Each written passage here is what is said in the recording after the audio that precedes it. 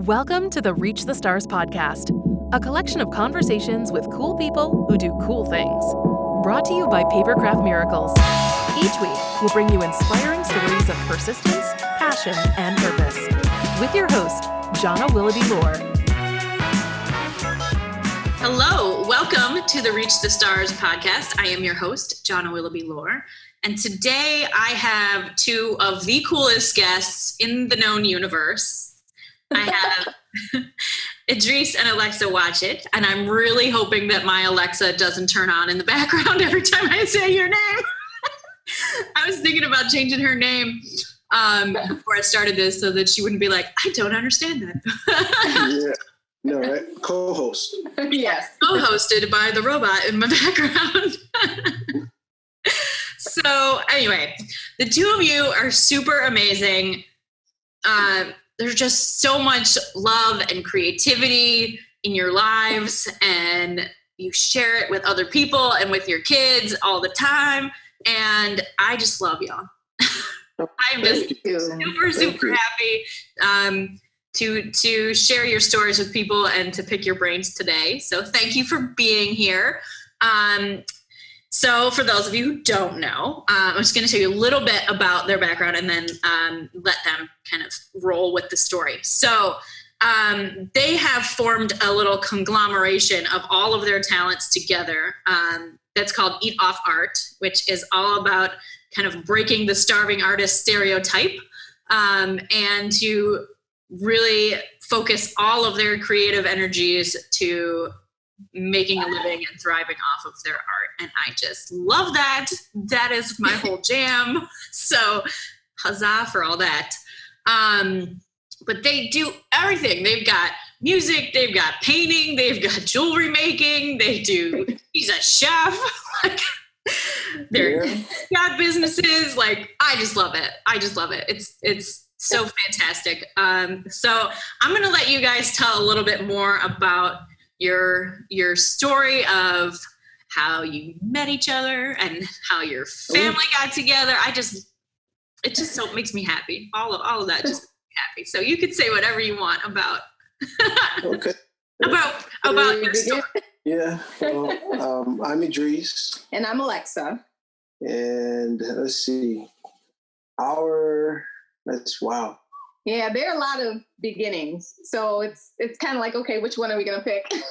Yeah. Well, I mean, in short, in brief. Yes. In brief, we both went to City Honors High School, which is where we met. We met as Alexa was entering freshman year. She was there for 8th grade kind of open house. Yeah, it's like an open house event. And he opened the door for me. Yeah, that's how we met. We bumped into each other almost, you know. Like literally. Oh my God, it's so sweet. Literally. Yeah. I was knocking on all the doors of the school, and I walked all around the big school, and then finally I got to a door and knocked, and he's the one that answered. Yeah. I wasn't where I was supposed to be, so. You were exactly where you were supposed to be. Yeah. And then, from there, that was just our first encounter, just kind of, hey, how you doing? What you doing here? I'm here for this, and that. Oh, it's in that room, blah, blah, blah. The following year, she, after passing the entrance and all that stuff and getting accepted or whatever and enrolled, she entered into 9th grade, and then we bumped into each other again. And it was okay, she's a student here type of deal now. And then, so I was really pretty much the first person that she was familiar with face-wise, I mean, she ended up making her own friends and stuff, obviously. But that's how we met. Yes. And we were friends all throughout high school. Yeah. What's your age difference between the two of you? What grade were you in when you were there? 3 months. 3 months, same age, same grade. Yep. Oh my God, it's like kismet, all about it. Yeah.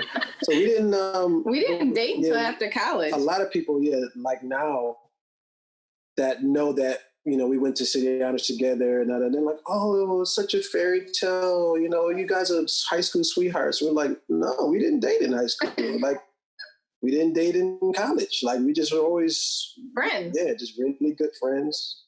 And, I knew that I wanted to be with her, just time things didn't line up things lined up as they were supposed to. That's right. And then there came a moment where I guess you can call it the opportunity was there, and we just, I don't want to say settled our differences. I don't even know if that's the term, but we just we just put all our cards on the table, very vulnerably, and just decided to, shake hands and give it a shot moving forward with each other pretty much. And that was in 97.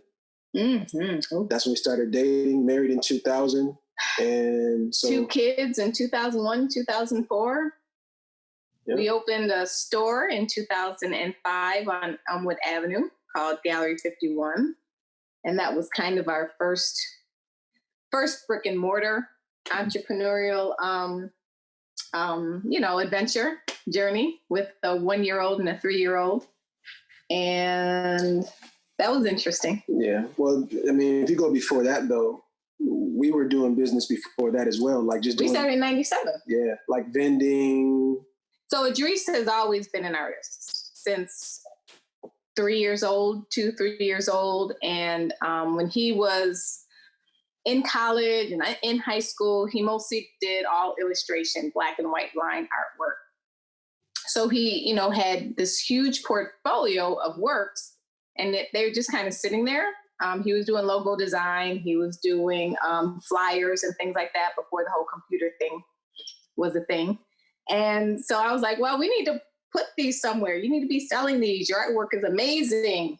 So we started making greeting cards, stationery, journals, magnets, and we were selling them at, Juneteenth. We were selling them at a lot of different craft fairs and craft shows. Mm-hmm. And that's kind of how the entrepreneurial spirit started. Between us both combined. Yeah. Like the real hustle. Like craft show life is hard.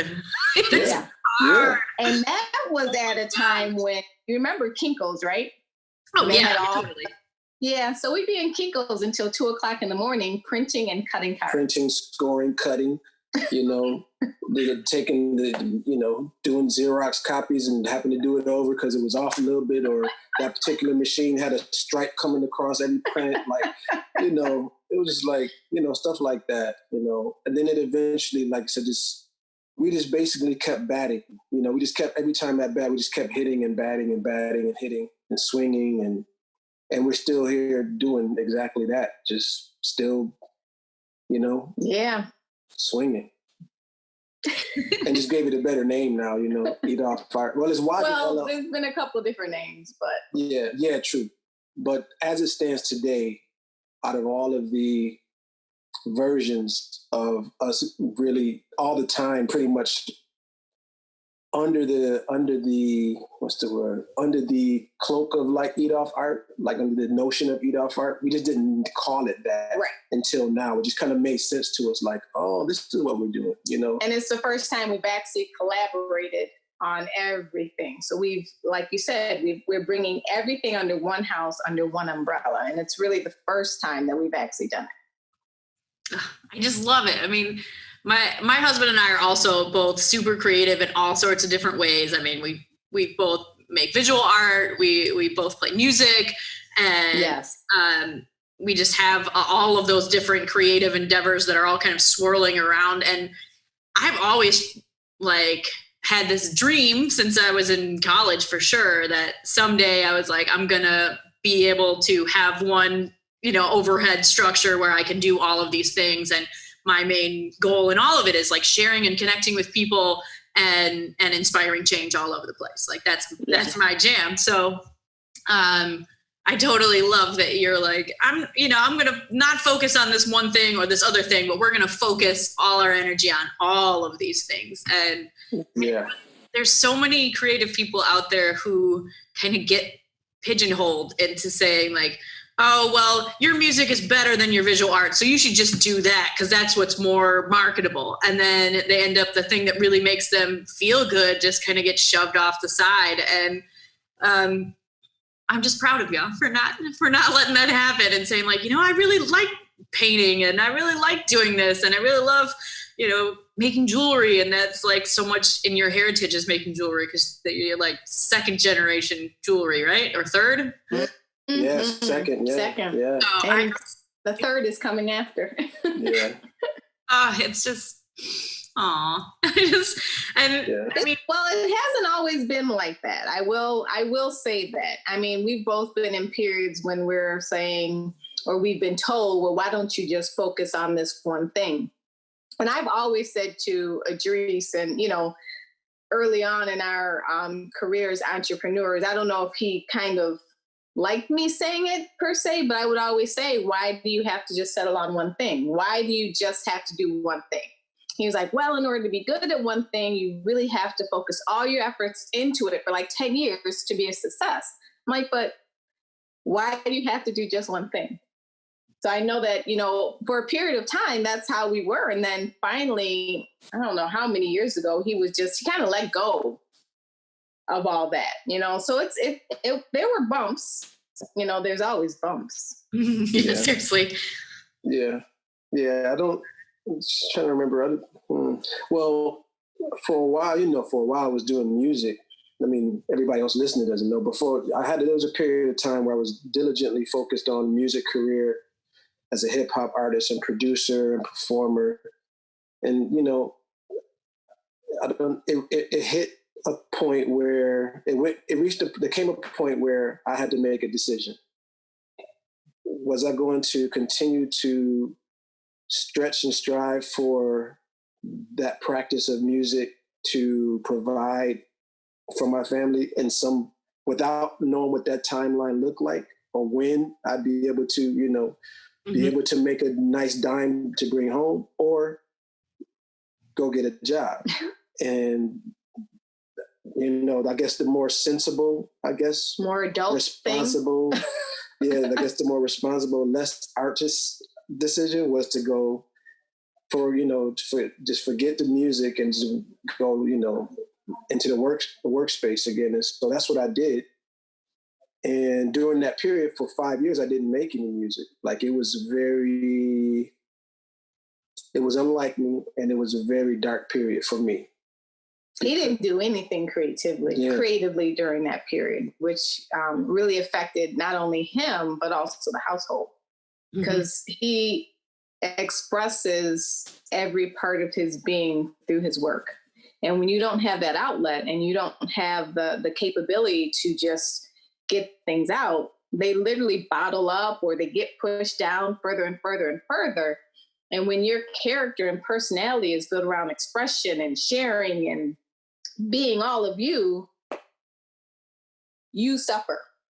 Yeah, I did.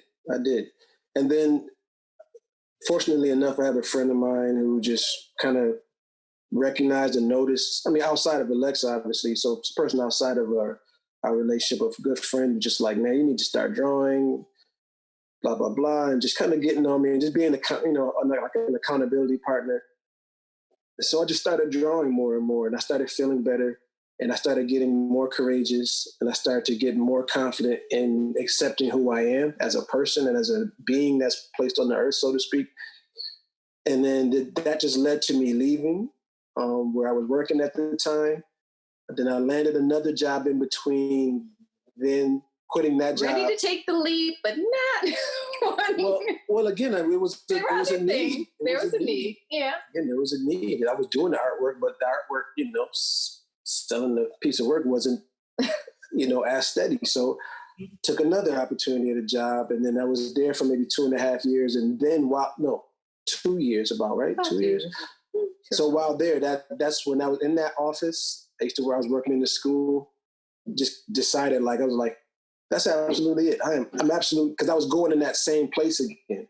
Like I was going into that same hole again where I wasn't able to express myself and be authentic, and just, so that's what it's all about. She allows me to gamble, on myself, and together we gamble on each other, so that's the course that we're on right now.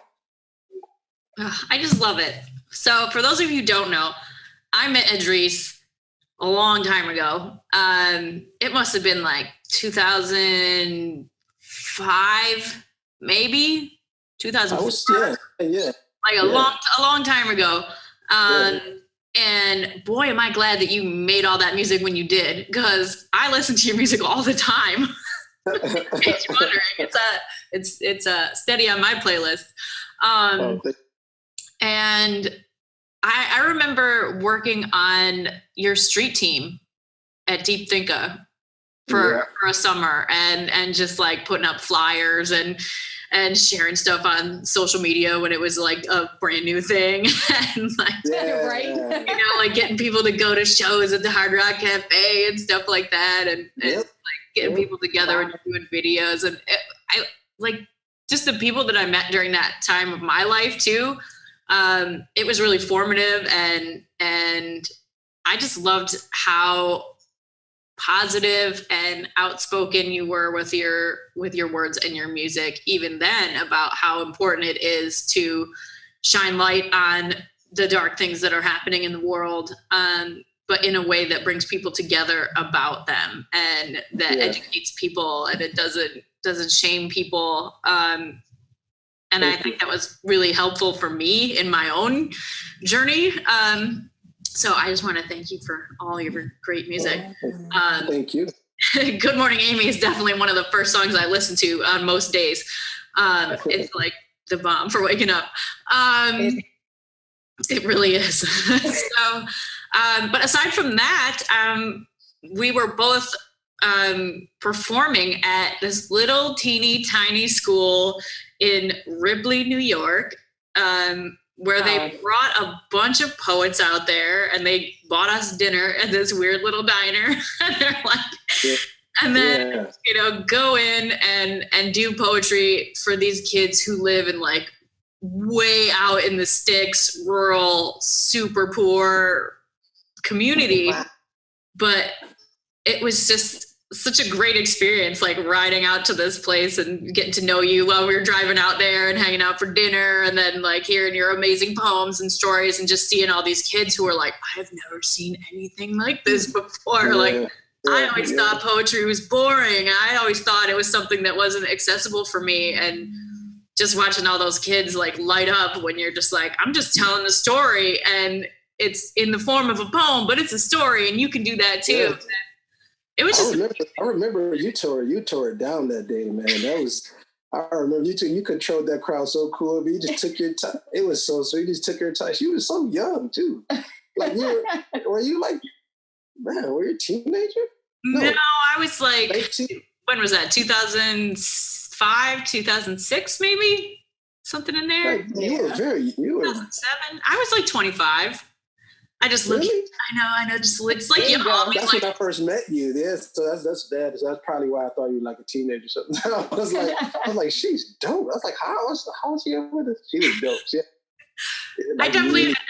I had experiences teaching at that school, because they actually asked me to come and be a teaching artist there for 2 years after that, at that same school out in the middle of nowhere. And it was really amazing to have that opportunity to be able to give all of those kids a way to think about teaching and learning in a way that wasn't the teacher telling them what to do and adults telling them what to do, and that everything that they were doing was graded, and that it was based on you're either good or you're suck, you know what I mean? And I'd never had any experience being a teacher before I started working there. And I remember my very first assignment that I had the kids do, because I was like, I don't know what I'm doing.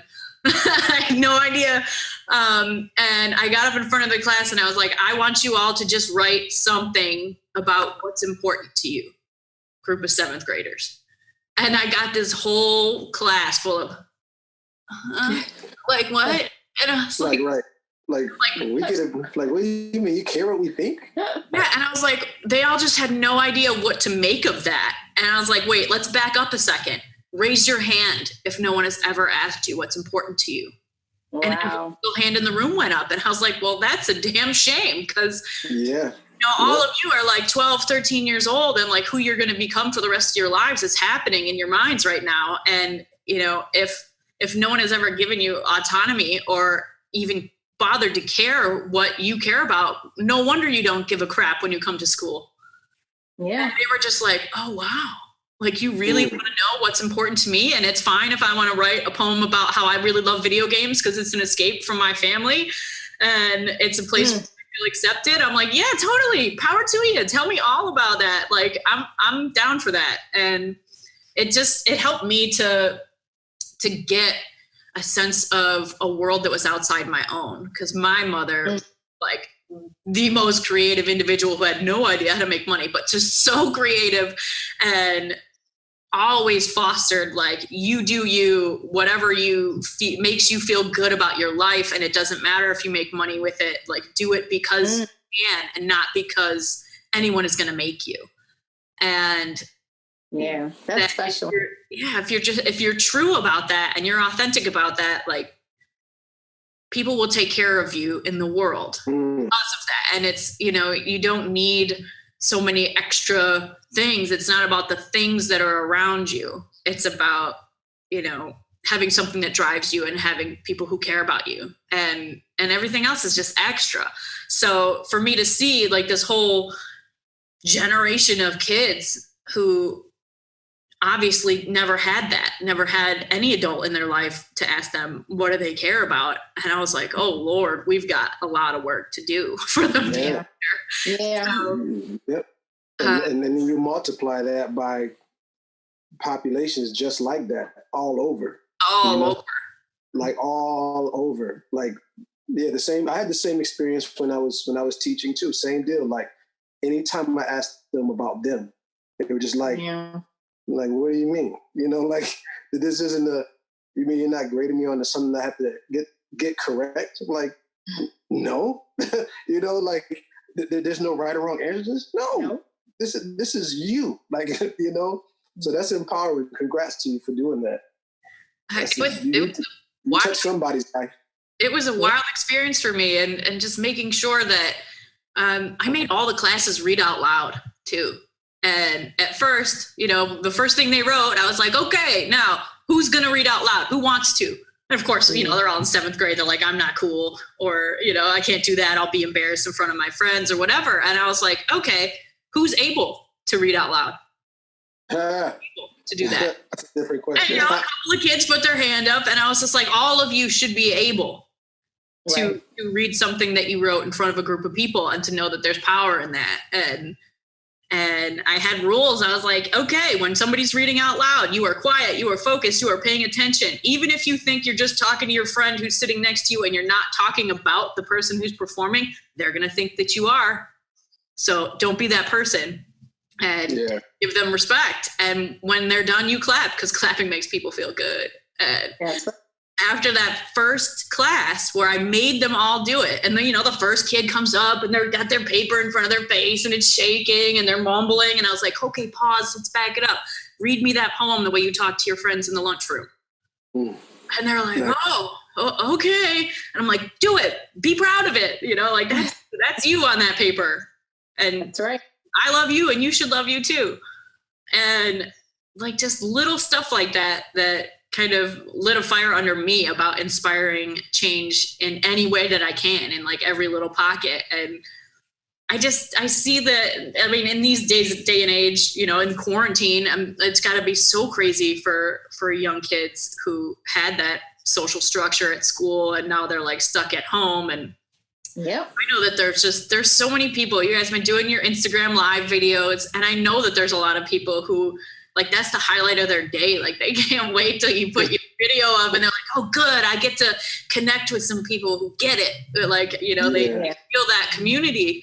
And so that's definitely part of why I wanted to start doing this podcast in the first place, was to have a place where we could connect all of these amazing people and these amazing stories about inspiring each other and learning from each other and sharing resources, and to have a community built around that. So for all of you who don't know, here's a little advertisement. We have a Patreon that is going on for this podcast, because right now it's technically brought to you by my business, but my business is Stella Small.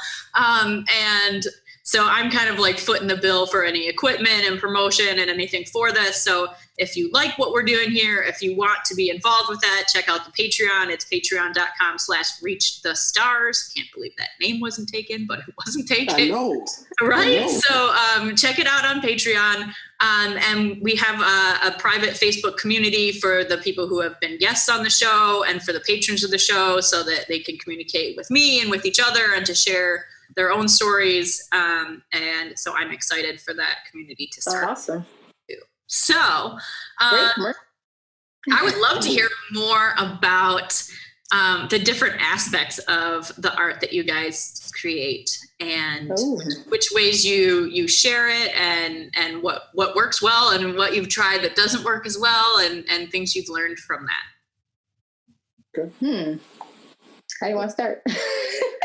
Well, I mean, that's interesting. Well, we kind of just, I think in January, essentially, we kind of just made the decision, just do it and share it and don't think twice about it. And that translated literally to everything, whether it was doing the art, whether it was just us talking and sharing our information or the jewelry. So that's been our strategy. Do it, share it, put it out. Don't second guess it. Don't judge it. Just let it go. And it's been really successful. I mean, we've I don't want to say struggled, but we had the challenge of overcoming our concerns with transparency and being able to say, well, this is us just laying everything out on the line, even through our talents and our creativity, because it's still a very personal thing. And to share it is still putting yourself out there. So that's really been our strategy. And that's how we've been able to say, you know what? Yeah, that is cool. Let's just share it. You know, we've been putting designs on T-shirts. We've been putting them on the website. We've been sharing his artwork through prints. We've been sharing more of my jewelry. I mean, I still get a little skittish when it comes to jewelry and cooking, only because, you know, usually it's Edreys is in the limelight and I'm, you know, pushing Edreys. So I have to get more comfortable with that transparency and putting myself forth as well.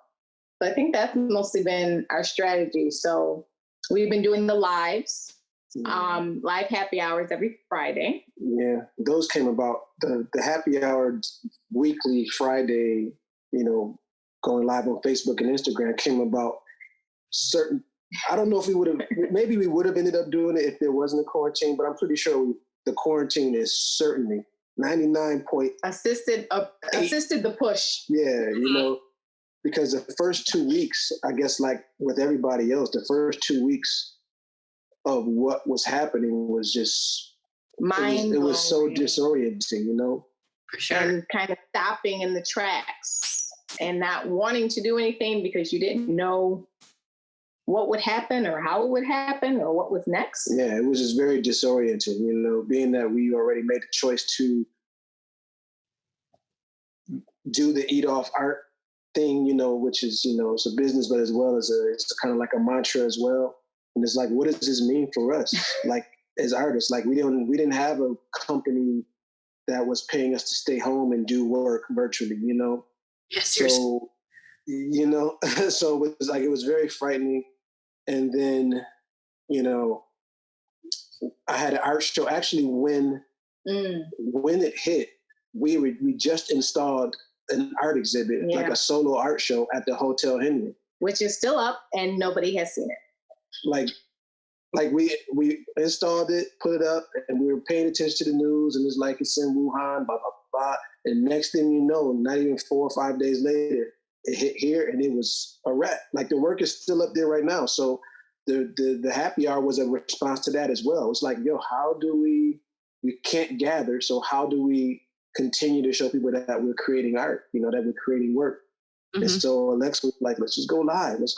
And so I'm just now, like what she's talking about with the transparency, like I'm just getting to the point where I'm comfortable with it. Every Wednesday and Thursday, like she's bickering and I'm bickering because she's like, dude, I need a flyer. We're doing this Friday. I'm like, I don't know if I want to show up Friday, you know? And she's like, you got to do it, dude. You got to do it. So it's been and that was more of a personal thing for him, because as I said, when he doesn't create, and he doesn't express himself, he becomes a completely different person. So, I know when to push and when not to push. Mm-hmm. But I've showed up every Friday so far, so that's it. And then, on top of that, we've just been a lot of FaceTime, a lot more FaceTime than we are comfortable with. And that's cool because we wanted to push ourselves to do something. So, we also do our videos, she and I just kind of sitting down right here on this sofa. The blue couch, turquoise, teal, whatever. And we just we just share what's on our minds, what's been itching at us, what's inspiring us, what's making us laugh, what's making us unhappy, very unscripted, and just sharing it. And again, the philosophy is to make it, share it. Like, we don't edit anything, we just record it. Whatever comes out of our blabs, we just post it, Blabs and bloopers. Yeah, so only twice have we actually recorded and not put it up. Only maybe 2 or 3 times we have videos that we just hadn't put up for whatever reason. Sometimes 12 o'clock, midnight came around. Like, before we even knew it, we were like, oh, damn, we didn't post it, And then maybe one was like really super duper emotional and just like, yeah. And we were like, that's a little too much share. Like, we're not going to share that. But otherwise, 97% of what we sit down and talk about on the couch, we put out. And as far as the different things that we do, again, I'm a second generation jeweler. My dad is a jeweler for over 50 something years. He's a master crafter. I didn't learn the trade until I was maybe 30. Yeah, maybe 30. Maybe 30. Yeah, maybe 30. So as a kid, my parents, I grew apart. My parents were separated rather. And so I didn't see him making jewelry regularly, or else it probably would have been something I caught on with sooner. Mm-hmm. So the jewelry, I'm pretty much fresh in it, really good at it. Still a lot to learn though, still a lot to learn. So I don't spend a lot of time there because I know that spending the time there in order to become like a master is going to pull away from, what the bread and butter is right now, so to speak, which is the art, me painting. And then like I said, with Alexa, she's loving painting on leather now. She's a super, she used to doodle a lot. Like, there used to be a lot of doodling and like these little interesting patterns, like kind of like, what do you call those things? Zentangle looking kind of things, kind of like your backdrop. Yeah, I've been staring at it. And so, and then one day I just, I brought home some leather to her and was like, you don't just paint, because I'm thinking of product, I'm thinking of like earrings. Like, I don't know, just the first thing that we would just think about, she was already still doing earrings and bracelets and things. But then the leather piece came in. I'm like, you could put your designs on this leather. And she started figuring out this way and tinkering about. And next thing you know, she had her feathers, and she's been rolling with it ever since. Yeah, it's been fun. I love that. And as a second generation paper crafter, I totally appreciate like following in the parental footsteps. I mean, my mom loved to do collage work and rubber stamp work and stuff like that. I mean, I could never even like remotely touch her rubber stamp skills. She used to do like rubber stamp scenes on all of her checks when she would write checks to people, and every single one was like a work of art, like amazing thing. She would spend like hours and hours. Whenever she got a new book of checks, she would like stamp all of them and the whole thing. And I'm pretty sure she did it because she didn't want people to cash them, because it's like back in the day when you cash the check and it goes to the bank and you never get it back. Right. I think that was just her whole plan. She was like, if it looks really cool, maybe they'll just hold on to it for a while. It's really special for me to have a lot of her old rubber stamps and her tools and stuff. So to be able to use those and occasionally, stick them in some product that I'm making for somebody that's real special. I actually did I did a quarantine pop-up book made only with a bunch of her stamps. I'll have to show it to you. Oh, wow. So I also love the way that that you speak for each other. Like, she talks about you and you talk about her instead of, each of you talking about yourselves. And I love how you work together and that your family is so integral in everything that you do. And my husband is a total introvert. And so if I was to be like, hey, let's go live on Instagram every day, he'd be like, hell no. Like, that is never happening. Like, he's, introvert and Luddite, and is like, I want nothing to do with the interwebs and whatever. And as me, super extrovert. So the quarantine has been really difficult for us. Right. I just love being out in the community and meeting new people and hearing people's stories and talking to people. And he's like, I am done talking to you. Like, just stop. Yeah. Alone time. Get away from me. So, so I was wondering if you have any tips or advice for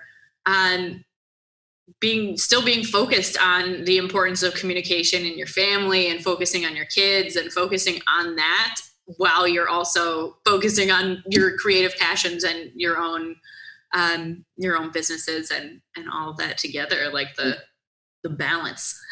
Well, Early on, we did. Yeah, I think what makes it look seamless for us, what people see, what makes it look seamless is that the lifestyle that we have now isn't like an afterthought. Like, we were making decisions early on. Excuse me, we're making decisions early on about, like, okay, if I'm stopped working, what does that look like? What do we need to cut back on? What's the minimum that we need in order to, kind of have a decent quality of life type of deal. So early on, even when we had our brick and mortar, we just kind of built it into our lifestyle, to always, I would say the word drag, but the boys were there all the time at every step. Every opening, events, every late night, everything. Not my hip hop stuff. They weren't there for that, but I mean, just like, oh yeah, some of the public events stuff, because it was family focused. It was all family oriented. Right. So they were always there. So it wasn't like an afterthought of like, what, let's decide to be artists. Like, we decided early on, like, that's who we are. Let's build the lifestyle around it. Right. So there was less adapting to do, So we always, in that manner, we always keep family first. And it's rubbed off on the children in the sense of, like, they don't have the apprehension to feel like using commanding words like I am an artist. They don't feel apprehension about that. They're not shy about that, so there's less wheel spinning, there's less wheel spinning. It's like, this is who we are as a family. Yes, 5 minutes from now, take off your shirt, boys, be downstairs. We're going to do a video about, blah, blah, blah. Like, and they're just like, oh, okay. Like, I love it. I love that video, by the way. Oh, thank you. Thank you. So thank you for sharing it. Yeah, thank you. So it's like things like that. We just, everybody understands that in our household, everybody understands that this is who we are. Right. And it's okay, Yeah, and as far as communication, I mean, as a married couple, the communication is something that is learned, and it's something that we both have to recognize our individual, what's the word? Shortcomings, I guess you can say. And that, whether, you have a moment you're not listening, or you're just having a moment where you're being very defensive, we have to own up to those things and say, all right, let's take a time out. I don't like you right now. I really love you, but I really don't like you. So I need to move away, or we just really need to hash this out and get it done. So the communication piece, that's always been one of the tenets of our marriage. Communication, honesty, kindness, respect, faithfulness, and faith. And just knowing that no matter what, we had to talk through it. We had to get through it, because the only option is to be together. And the only option is to be successful. So anything outside of that, we don't even discuss. Yeah. So communication is just, it's paramount. It's paramount. And nothing outside of our union, no influence, no impact. This is just us, the four of us. Yep. That's it. Yeah. That's it. What the decisions we make inside of our home is what matters most to us. Right. People will give opinion. People will give thoughts. However, those thoughts don't resonate with what we've already agreed upon. Mm-mm. It's just like, whatever, you know. So we're not easily swayed. Yes. Once we've decided together. Correct. I think that's awesome. We're working our way towards that. I mean, it's kind of our was planning to be a 5-year plan, but it's good to turning out to be a little bit more than 5 years, where he's been making a lot of sacrifices for me to be able to follow my dream and grow this as a business. And, you know, same thing, it just made more sense when our first kid was born for me to quit my full-time job that, you know, was paid vacation and a comfy chair and, you know, health insurance and all of that, to stay home with the kids. And as he said, do your book thing. And I've been wanting to have this be this huge powerhouse company for a long time. I mean, it was my college major, was to make paper and books that make people happy and to share through creativity with the world. And it had been on the back burner of my whole entire adult life until I got to quit my job. And it was a hard decision for me to say, be entirely reliant on somebody else. And to not really get my own paycheck for quite a long time, you know, because I didn't want to take loans to fund the company, and to get it to a point where I could have employees and to start scaling it bigger and to figure out what really works for that, and to grow it in a way where I could do that while still being home with the kids. It's definitely been difficult because our kids are still pretty little, and I can't just be like, oh, just sit over there and you play with these markers, they're going to destroy my office. So it has been difficult, but I am still positive and hopeful that within the next couple of years, he'll be able to quit his full-time job to be able to do his creative endeavors, and that we can kind of, I don't know, I can pay it back to him. But I'm just curious if, when you first made the decision, not sure which one of you decided to not have the full-time gig first, but if there was discussion of are you going to resent me for not having a paycheck for a while? How do you kind of navigate that? We've been ping-ponging for since 20 years. Yeah, since 2005, actually. Yeah, we've been ping-ponging for 15 years, steadily for 15 years. So when we first got married, we were both working. We were both working. And then oh my gosh, I went through a program at University of Buffalo, Center for Entrepreneurial Leadership, sponsored by Allstate. And that's actually when we opened up our brick and mortar. So I was still working. So from 2000 to I don't know when, I have been working. And, you know, the easiest thing was, okay, we're opening up the store. I guess Edreys is going to be in the store. Now, you spoke about being an introvert. Edreys is very much an introvert. And it's not something I truly understood what that word was until maybe 10 years ago. So I'm expecting him to be in the store, welcoming guests, marketing, and making sure he's bringing customers in. And, that really didn't happen that way. So I was working full time and still kind of doing all that marketing, social stuff. And Edreys was in the store doing his artwork. So up until I think 2000 and maybe 11, I was working, because after the store, then Edreys did his music career for a while. Then he stayed home with the kids. He had a job off and on, but I think I worked steadily up until about 2010, 2011.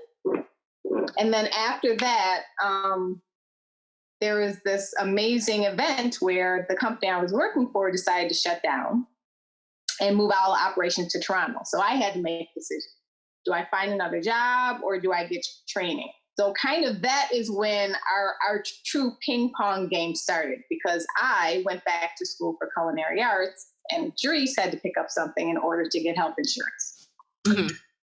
So then he was working and I was in school, and I went overseas for about 10 weeks. And then I came home and I started working in the kitchen, and I graduated from school. So I was working, and then he took a pause for maybe a year, 2 years. Yeah, maybe. So this is where that ping ponging kind of started. And honestly, it really didn't, our full leap where both of us were not working didn't happen until quarantine. March 13th was when we both fully were like, okay, that's it. Let's just make sure we take this in-house and do all of that. But the decision to make those sacrifices and who was going to work and who wasn't going to work, I think it was just natural. Events and selection. Yeah. I mean, there were choices, right? There were choices. And there were discussions, and again, these things, these conversations were isolated conversations in the sense of we only spoke to each other about it. Yeah. Like we didn't tell our moms and our sisters what we were thinking, and our friends. Because we could easily get dissuaded that way. I mean, we wanted it to be on purpose for whatever we decided to do. We wanted it to be on purpose. And for our benefit. Yeah. So we've always been jockeying back and forth, and like she said, just kind of flip flopping. Okay, you go, you run it, you go. Okay, as far as you get, okay, cool. Give me the baton. You're not running. I want the baton. It's my turn. Yeah. So we just kept, passing it back and forth until we were able to feel like, okay, we're at the point in the road now where both of us need to push this boulder, or pull this sled. Like we just knew it. Like, okay, we need. If we want true independence, both of us need to be on this full time. Mm-hmm. But there was also a time, and I know people talk about the word selfish as a bad thing, but I think we have kind of integrated selfishness into our vocabulary, because if there was a time when somebody said, you know what, I really want to do this, I feel strongly about this, I got to do it. And the other person is like, okay, do it. So being selfish to the point to say, I really need to do this. This is what makes me feel good. This is what I feel strongly about. The other person's like, okay, do it. So selfishness sometimes is seen as a bad word, but it really isn't. It's a matter of you speaking up for what's in your heart and where your heart wants to go or be led. And that allows you to show up as your best self. And you showing up as your best self helps everybody in the house. Yeah. In the long run. Because I don't, if we haven't carried on like we have been, whether it's doing our artwork in the house or outside of the house, I don't think our boys would have been as apt to be where they are now creatively. I don't think they would have even, because to them, it's like second nature. Oh yeah, I'm just going to go do this. I'm going to cut hair. I'm going to make sneakers. Mm-hmm. It's second nature. Like Edreys said before, they don't second guess and say, oh, am I really an artist? No, they just do it. Yeah. I'm hopeful that my boys do that. I mean, my oldest is all about music. He's like, his musical ear is just, it's wild. I mean, wow. He awesome. just knows so many songs on the radio, and he's always like asking Alexa to play like such interesting stuff. And, I guess the day he started pre-K and he's just like, Alexa, play, Bulls on Parade by Rage Against the Machine. I was like, all right, I'm winning. Like, that's a parenting right there. Check. My world is all about like smash the patriarchy, fight the man. Like, I guess that's all good. And it is really interesting too about how kids are so different. Like, I know that we talked the one day about how one of your kids is a Taurus and the other one's a Scorpio, right? Yeah. Mine are too. So it's like they're just. Man, my littlest, and I watched the Marshall movie last night, and my youngest name is Thurgood, and we named that for two reasons. One, because he was this little teeny tiny blonde-haired, blue-eyed, middle-class ball of white privilege. I was like, I think it's really important for him to go through life with a name that has so much history that's so important for him to learn about. And that, anytime anybody Googles that name, they're not going to come up with him first. Yeah. And wow. I don't understand. My phone is like, you said Google, I'm awake now. Don't you even. And the other reason that we picked that name is because of what it actually means. It means thoroughly good.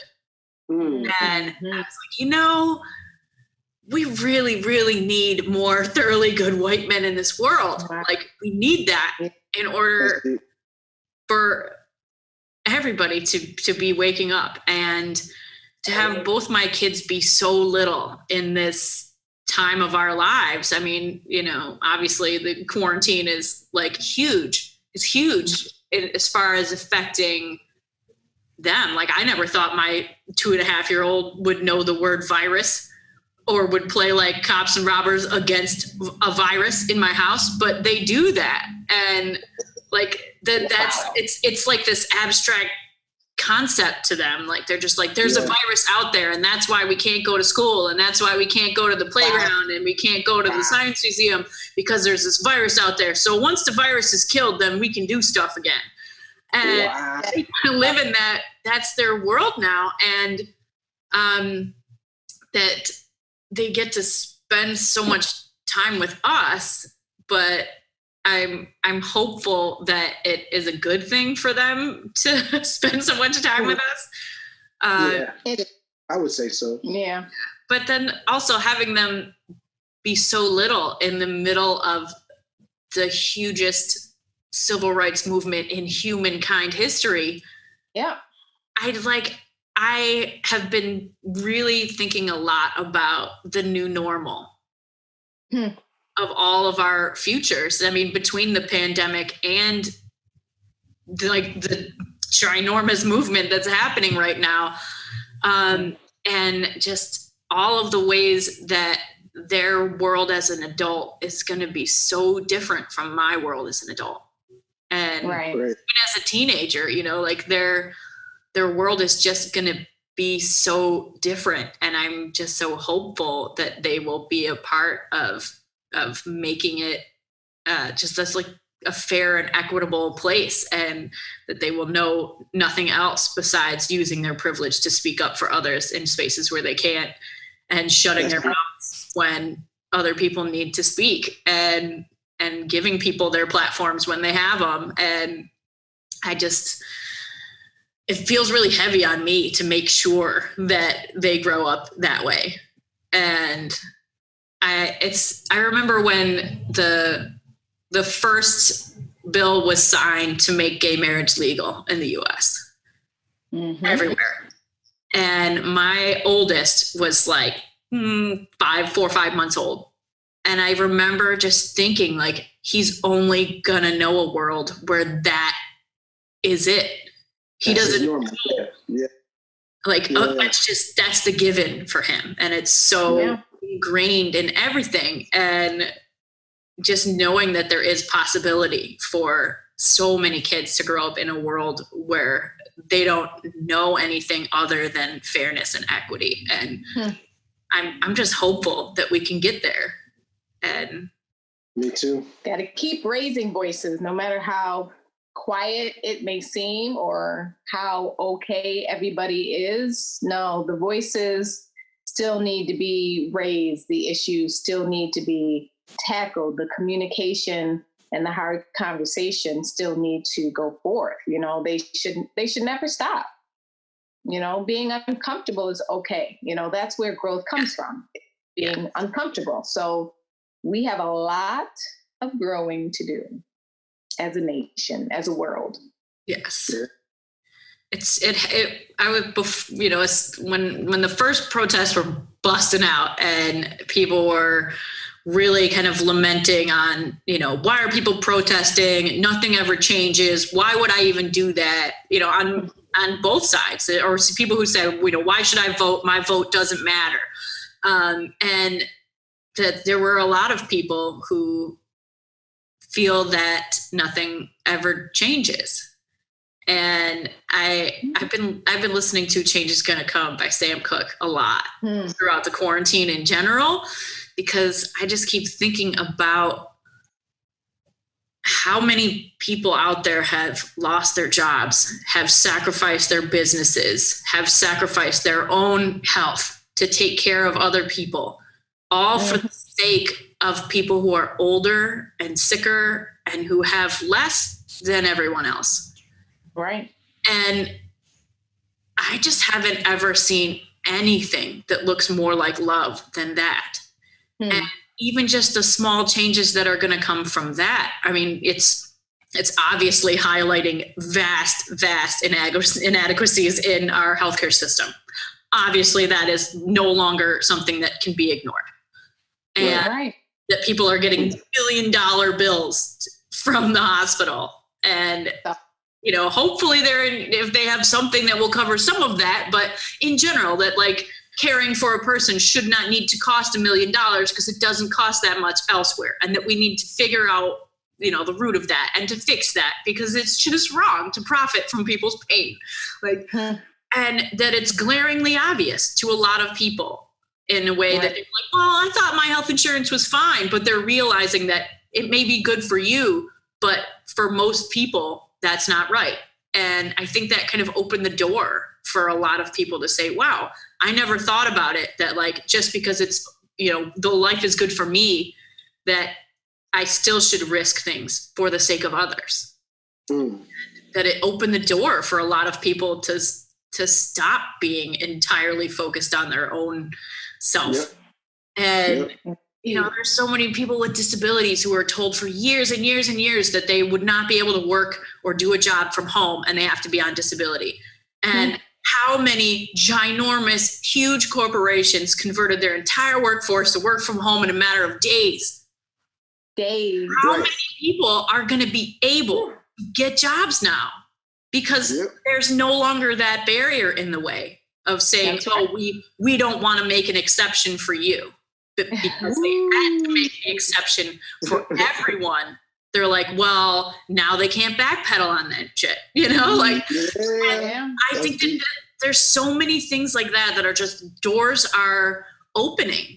And because so many people were laid off or were working from home or who had flexibility in their schedules because of the pandemic, there are so many more people who can be out in the streets, who aren't risking their jobs, who aren't risking their careers to go protest, who are like, I can go to that because I don't have to be at work right now because I'm getting paid unemployment to go out in the streets. And I don't think that this kind of perfect storm of fucked up that's happened in this year, like that's where we're at. Like, you know, 2017 was super awful. And then everyone's like, 2020 is like, hold my beer and let me show up and just rock everything, you know? And there are so many people who are waking up. And I just keep thinking about how change and growth, they're slow a lot of times, and that you don't really see it and you don't feel it. It's like with little kids, you know, like you don't realize how fast they grow until all of a sudden their clothes their pants are real short. And you're like, when did that happen? Or like their shoes don't fit. And you're like, when did that happen? When did you get huge? In like 2 seconds. But it's just like that little stuff that has been happening. And it's, I mean, obviously all of it is because people have taken risks and have had those scary conversations and have started using their minds again. And we're breaking away from technology as a numbing agent and moving into technology as a way to really reach and communicate with each other, because we have to now. You know, like it's made people appreciate technology, and I think in a way that we didn't when you could just go hang out at a bar and dick around on your phone. And you know, like once the bars are open again, there's not going to be nearly as many people who sit at the bar and dick around on their phone. They're going to be like, I'm so happy that I can sit here and have a conversation and look at your face. Like, I'm so excited for change like that to happen on a mass scale. Like, and it's, you know, the world is crazy, and every single day there are terrible, horrible things that are happening to many, many people. But I think all at the same time, there's all these little teeny changes, little things that make the world a totally different place for a lot of people. I mean, even before the protest. Like, it's a new thing for, like, you know, I love that Amy Cooper is now a verb. Somebody can Amy Cooper you. I heard that on the show the other day. I was like, oh, that's great. But it's a new thing for a white lady calling the cops on a black guy and she loses her job. That's new. That's really new. Yes. And, you know, like, just the Supreme Court overturned the title today and says that, you know, the amendment in general, the law was passed to protect people who have different sexual identities and different sexual preference. Yeah, and that's that right. Even in this insane, shitty administration that has stacked the courts, that even now that there's a decision on something like that, that's 6-3. I didn't know about that. Yeah. Today, that happened today. They decided on that. So, you know, things are happening, and they always say, like, you know, listen to the poets, listen to the artists, listen to the art, and the beat on the street. Mm-hmm. And they tell what's happening. It's a pulse. It's artists are the pulse of the world, or something like that. I don't know what the phrase is, but yeah, I mean, anyone, again, it's that you're sharing part of yourself. You're a reflection of the world, of what's going on. Mm-hmm. So that's why creatives are very important. You know, that's why they're necessary. I love this conversation. So at the end of all of my podcasts, everyone can hear my journal crinkling over here. So at the end of all the podcasts, I ask all of the guests the same 5 questions. So that we get different perspectives on these same 5 questions. So these are the 5 questions that I ask everyone. The first one is, tell me about an experience that shaped who you are today. Like, any one moment where you're like, oh, after that one moment, this was all different. You thinking or you going? I'm thinking. Are you going? Oh, okay. An experience that helped shape me who I am today. That's interesting. You know, I would say, for me, I would say when I was 18, I had a conversation with my mom, and I remember telling her, like, you know, what my plans were for myself. I still lived at home with her. I lived at home for a long time with my mom, actually, till I was 26. I stayed at home. Till he was married. Yeah. So I've only had 2 roommates. Well, 1 roommate, her. And then my sister was just a sibling in the same house. But when I was 18, I told her that I wanted to go and travel and be an artist. Like, I wanted, particularly I was thinking music at the time, but I wanted to be an artist. I declared myself to be an artist then. And, you know, in the protective parents' way, you know, she kind of smashed that to the ground, you know, like in big shards of glass, like, no, you're going to college and this is what you're going to do. You're going to get a job, blah, blah, blah, blah, blah. And I followed that recipe to the T, and it did not bring me joy, you know? So the person that I am right now is, now I will not compromise of who I declare myself to be, ever, you know? So I would probably say that's it for me. I don't know. For me, I don't know. I mean, I've made a lot of U-turns, and I've adapted a lot, and I've been very flexible in my thinking and recognizing and understanding who I am. I think the one thing that I can attribute that to, honestly, is a part-time job that I had over the summer that I absolutely love, because I was working with the Board of Education as a temp, and I was able to hop from job to job. And I love seeing, you know, new offices or meeting new people or being around different kids. And my job was always changing. Either I was a clerk typist with speech pathology, or I was a clerk typist for the principal. So I think that kind of built up my, just my ability to adapt and be flexible. And I think that contributed a lot to who I am. But in terms of my artistic and creative being, I don't know, because I'm still on the cusp of recognizing that I don't have to live up to what my parents and ancestors have always done in terms of going to school, get a job, retire, and have this happy life on the pension. So I'm still on the cusp of changing from that mindset to the mindset of you can build and create and have your own and literally manifest what you want your life to be. That's awesome. Okay, number 2.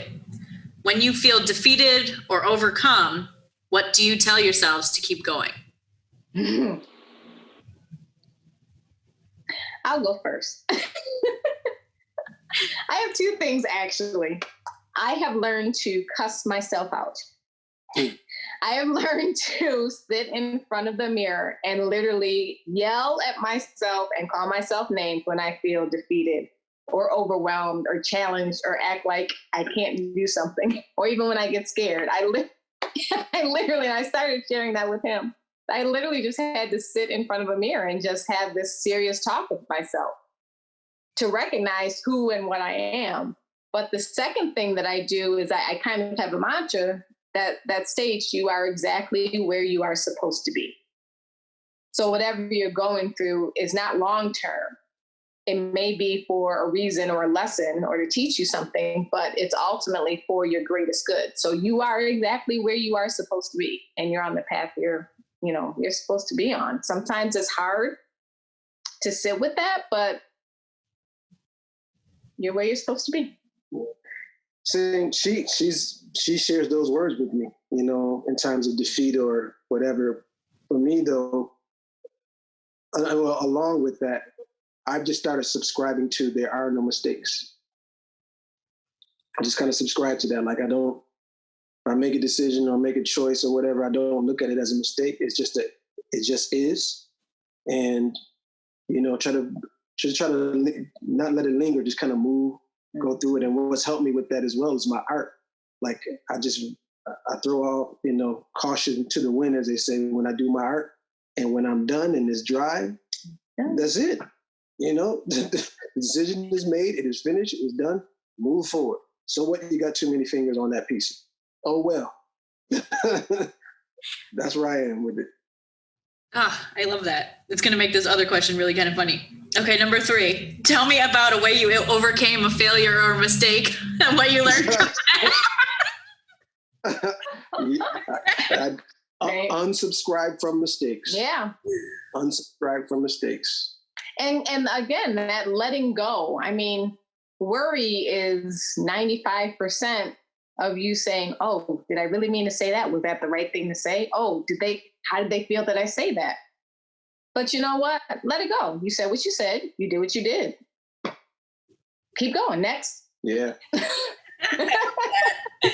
Okay, number 4. What one trait or habit is most responsible for keeping you on track?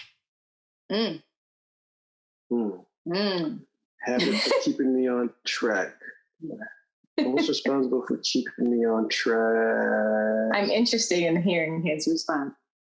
Habit.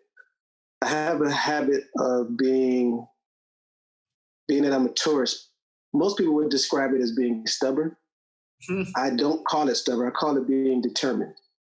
So I would say that is my attribute, in the sense of me being just determined to just continue going, continue trying, even when I'm frightened as heck sometimes, I just be determined to succeed, Mm-hmm. For me, I am a trained project manager, and a lot of my corporate years, life chapters were about project management and working through it. So I'm very task and detail oriented. So that's it. Give me a task. I'm a task plan, and he's like, let's follow this plan. That's why it works so well. It's great. Where are my resources? Who are my people? What's my money? What's my budget? Let's go. What's your sign? I'm a Cancerian. That is so funny because I'm a Taurus and my husband's a Cancer. Wow. Like, with another with a Taurus and Scorpio too. Yep. Wow. Now that's interesting. That's awesome. As far as being like the stubborn Taurus, I like to say to people, it's like it's kind of anti-American for a woman to be very confident, right? It's like it's not a trait that is common, and I like to change it around to be like, I'm not conceited, I'm convinced. Yeah. That's my Taurus heart is coming out like, and nobody's going to change my mind on how awesome I am. Like, that's number one, as far as like going back to what you're talking about, being selfish, is important sometimes. That's something I learned from my dad. I mean, he took the being selfish kind of too far occasionally and like always put himself ahead of others, which is always the best game. But he also like knew what he wanted to do with his life and wasn't letting anything get in that way. And he has done amazing things that have changed the world with his life already. And it's hard not to see the value in that too. And it's kind of like, when you're on the airplane, they're like, put on your own mask before you help others. And it's like that as far as like, fulfilling your dreams in some way, because if you don't, you're not taking care of your own soul in ways that it needs. And I think that's absolutely important. Okay. Number 5, what's the best piece of advice you've ever gotten? And what advice would you give to other people? There are several pieces. Yeah. Several pieces. I'll say there's 2. I'll just pick out 2 particularly for me. So my mom always tells me, like, even now in my age now, she's just like, she always kind of reminds me, she says, shoulders back, chin up, go after it. Like, so I always have to remind myself of that, despite whatever it is, I have to, even if I don't feel strong at that moment, just the motions of putting your shoulders back and your chin up gives you an attitude of at least standing firm enough, to stand. And then my dad, he's also a visual artist, and as I mentioned, a jeweler, who's made a lifetime being pretty much obscure as being, his life is obscure in the sense of people knowing him, not knowing him, but he is world renowned in his craft. So it's interesting. But when it comes to money, like money, we need money and resources in order to make things happen. But he boils it all down to just saying, Edreys, just create the beauty. That's it. So I don't have the answer to everything else. Sometimes I don't know where a check is coming from. I don't know where an opportunity is coming from. But the one thing that is in my control is to create the beauty. Make the time in the day, in the week, in the year, whatever, to just create the beauty. Oh, I love it. You need to make stickers that say that. On it. T-shirts that say that. People buy them. Okay. I guess I have maybe 2 that I've gotten, mainly from my mother. One is plan your work and work your plan. And the other is a workman without good tools cannot do good work. And, we use that throughout our lives, but we're also, teaching our kids that. As far as what I think I would give someone else is to just be you, just use your voice, trust your voice, but share your voice and simply be you, because there's no other like it. Yeah. Grant yourself permission. That's the key. Yeah. Part of the key, one of the keys. Yeah. Grant yourself permission to be you, because no one else is going to give you the permission. You'll be waiting forever. Word. So unless you're lucky to have a partner that says, it's okay to be yourself, go ahead. But if no one gives you that, you got to give yourself permission. Yeah, you do. Ugh, I love that. Y'all are awesome. I think you need to talk. As are you. You definitely need to have your own talk show. I don't know. That would be so great for the whole world, where it's just like one of you's talking to people and the other one's making art in the background. Like, it just great. So much creativity and so much love. Thank you. What else is there? What else is there? Just keep showing up, man. Keep showing up and being you. Up. That's it. Oh, thank you, Jen. Thank you. So last thing, if you want to tell everybody where they can find you guys. Okay. Eat Off Art, 3 words, EATOFFART.com. YouTube, Instagram, Facebook, website. And our handles on Instagram are at Edreys, EDREYS, at by Alexa Joan, JOAN, and at Eat Off Art on Instagram. Oh, yeah. All right. But I do have to say, our youngest, he started a YouTube channel. So follow him, Made by Mech, MEK. So he has YouTube. Yeah, Made by Mech _ on Instagram, Made by Mech on YouTube. And he does customized sneakers. So I have to share that because he is part of Eat Off Art. And the oldest one, we're working on it.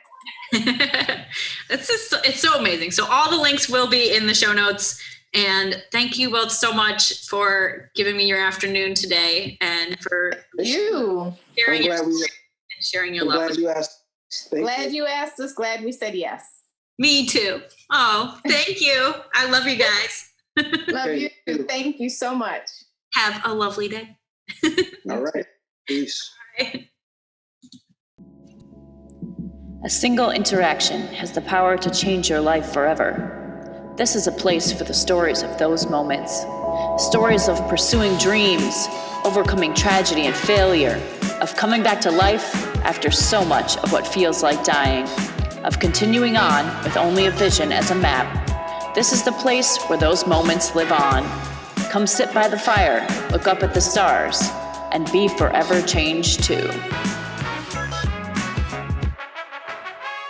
Thank you for being with us on the Reach the Stars podcast. Our theme music is generously provided by Byrocratic. You can find him on bandcamp.com. Thank you to all of our current patrons, guests, and everyone else who helps make this dream a reality. We are so proud to be building this amazing community with all of you.